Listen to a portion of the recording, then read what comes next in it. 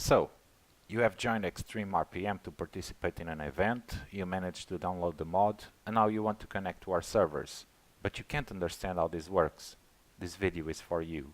But allow me to go back a little. In XtremeRPM, we distribute our mods in many different ways, and how you get them is not in the scope of this video. But I want to point out a few things first. We advise that you use separate rFactor installations for each different mod. We advise you to install them in folders to which you have write permissions, like the desktop as an example. It is mandatory the usage of an anti-cheat program. We are now using rFscan. And rFactor must be started through rFscan and its logs must be sent in the end. So once you have the mod installed and it includes rFscan, you will need to make sure everything is working and configured properly. Start by configuring rFactor.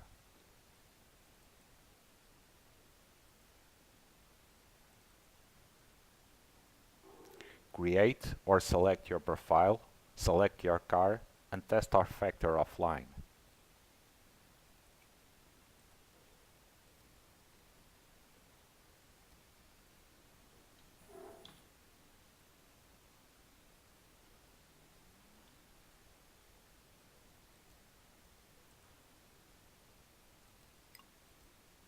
Then proceed to test rFscan. With rFscan there are a few things to keep in mind. rFscan is not developed by us.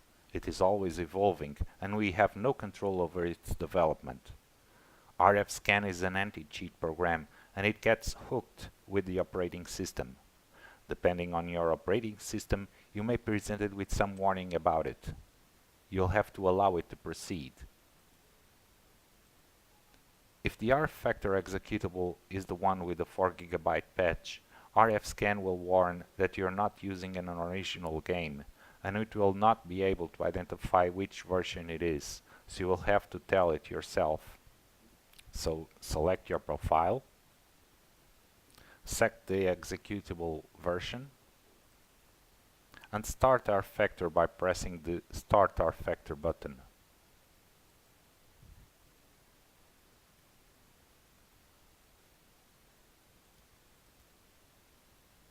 As of the time of this recording, you'll always have to help rFscan figuring that out and start rFactor manually. Now that you have made sure everything is working properly in your machine, it's time to deal with our launcher. But why do we do things this way, you may ask? Well, we want to minimize the chance of complete strangers connecting to our servers and ruining our races. We run our servers in non-standard ports, we protect them with passwords, and we want to be able to change them as often as necessary, without having to send a message to everyone with a new password. We want people to use an anti-cheat program and to send its logs in the end. The launcher is meant to help you with all of that. It will run rFscan, run the rFactor installation associated with a particular server, connect to that server in the correct port and with the correct password, and will send us the logs in the end. So, in the servers list page, there is an info banner with a link that will take you to some short instructions on how to use this, and there you will find a link to the XrPM launcher installer. Download that file and run it as an administrator.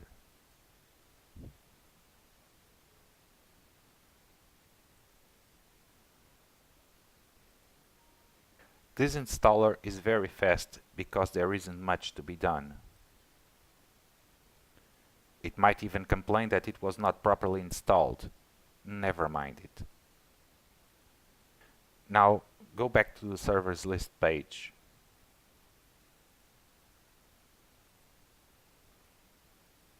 Look for the server you want to join and click the little pencil icon.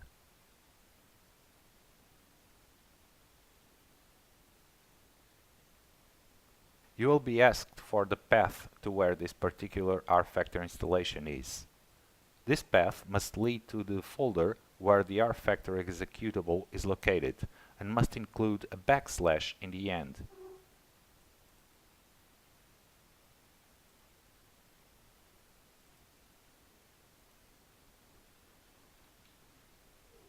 If you don't include the backslash in the end, it will complain that the path is invalid.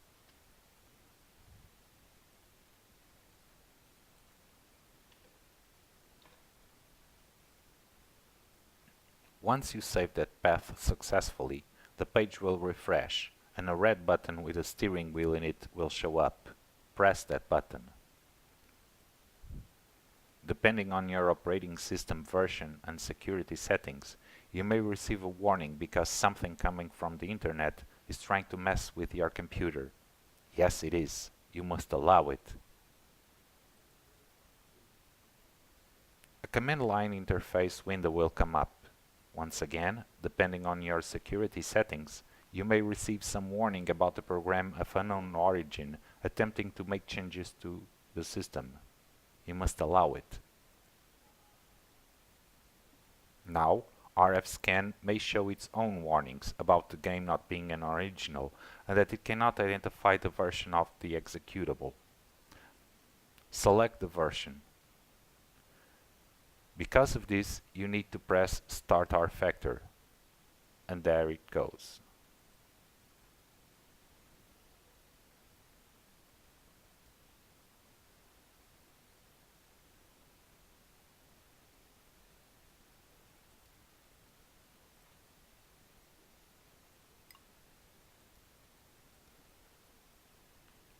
Once you leave rFactor, you may close rFscan.